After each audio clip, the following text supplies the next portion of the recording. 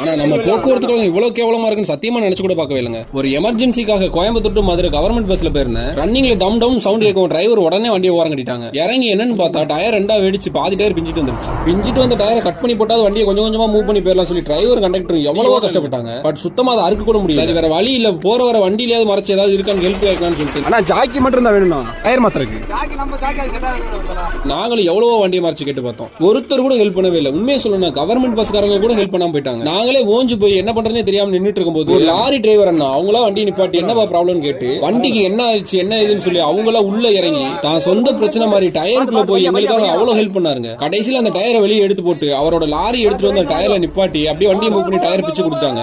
ஒரு கவர்மெண்ட் பஸ்ல ஏற்பட்ட பிரச்சனை இனி ஒரு கவர்மெண்ட் பஸ் டிரைவர் நின்று என்ன பிரச்சனை கேட்க முடியாத அளவுக்கு இருக்குது நம்ம கவர்மெண்ட் கோவப்படுவதா? இதுல எந்த ஒரு நோக்கமும் இல்லாம தான் சொந்த பிரச்சனையா நினைச்சு ஆனா வழியை வந்து எங்களுக்காக இவ்வளவு கஷ்டப்பட்டு வழி அனுப்பி வச்சிருந்த அண்ணாவை நினைச்சு பெருமைப்படுறதான்னு எனக்கு தெரியல.